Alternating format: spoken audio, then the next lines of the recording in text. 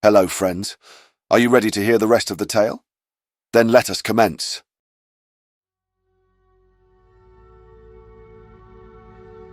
If you'll recall the last time we left our weird little collection of misfit toys, they had followed the Gate-Seeker Lissandra to the Slags to suss out a malfunctioning gate. And, their lives being the non-stop conveyor belt of tense and deadly encounters that it is, they were thrown right into a conflict with a huge tribe of cannibals who seemed to be sacrificing a slathering fanatic of a dwarf in front of the right glitched-up portal.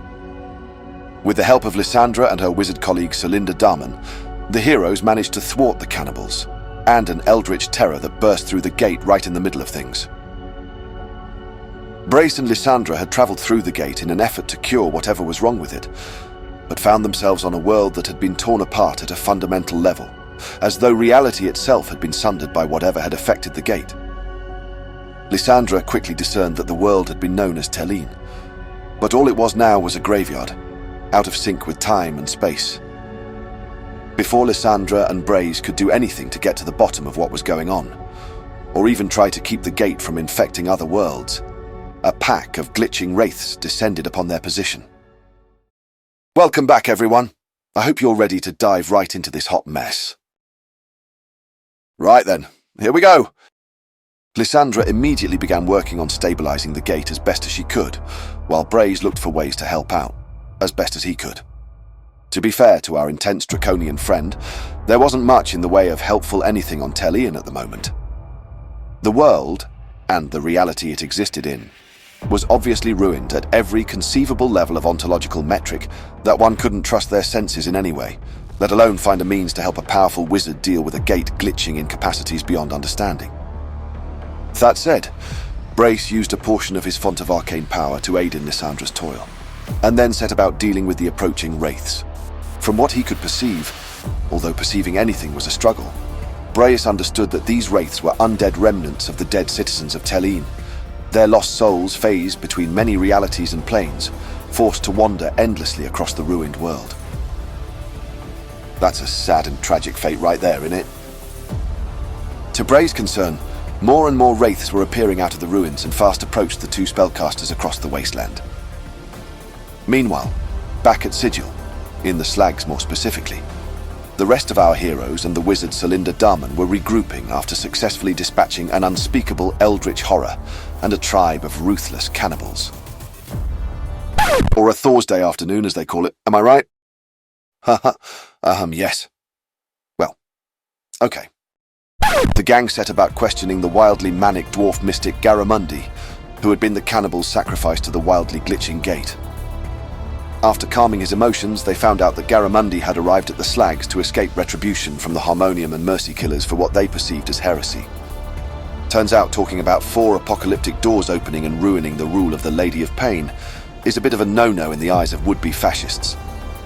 After that, outside of various versions of Garamundi's prophecy, that when pressed he couldn't really explain, there wasn't much they could learn without a full interrogation.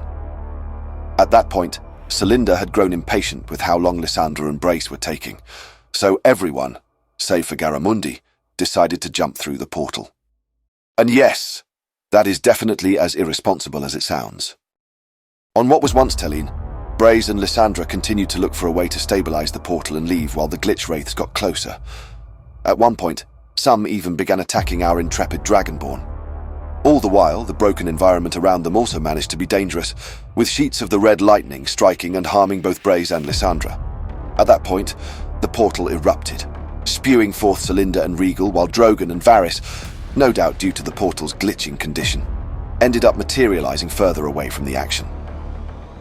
Drogon immediately managed to distract a group of the wraiths, leading them off of Lissandra and Braes, while Regal and Solinda moved to engage the rest. From his position, Varys employed a guiding bolt against one of the creatures, setting up a critical attack by Regal. I have to say, it's wonderful to see the Ragtags behaving like a proper fighting unit. With a liberal application of a chain lightning spell, Solinda managed to dispatch a cluster of the wraiths and the battle was turning in our friend's favor. As the gang was mopping things up, Lissandra finished stabilizing the portal and it was time to thankfully leave Telene behind. Suddenly, from out of a nearby ruin, a frenzied figure erupted and quickly struck down 2 wraiths with a flurry of impressive attacks, The heroes could see that the impressive warrior was a Gith female, and, though exhausted and malnourished looking, was also a survivor of the widespread destruction around her. There wasn't time for proper introductions, however, and with little prompting, the newcomer and the rest of the crew jumped through the gate back to Sigil. It was on the other side of the gate that things started to go a bit sideways for the gang. First, 3 majestic and imposingly impressive wizards were standing investigating the now somewhat calm portal, each in their own colourful garb. One in red, one in gold and yellow, and one in violet. Lissandra and Solinda seemed to recognise them and, a little surprisingly to the heroes, became instantly deferential to them. The one in red, the leader perhaps, began to gently scold the Gate-Seeker and her friend, saying that he had warned them not to travel through the gate. It seemed like the conversation was going to continue, however, something more pressing, at least for our friends, became apparent. Used to viewing things through Braes' eyes, Minko was shocked to see the Dragonborn standing out there in the world as if he saw him from someone else's vantage point. When the monk cried out in surprise, it suddenly became clear what was going on.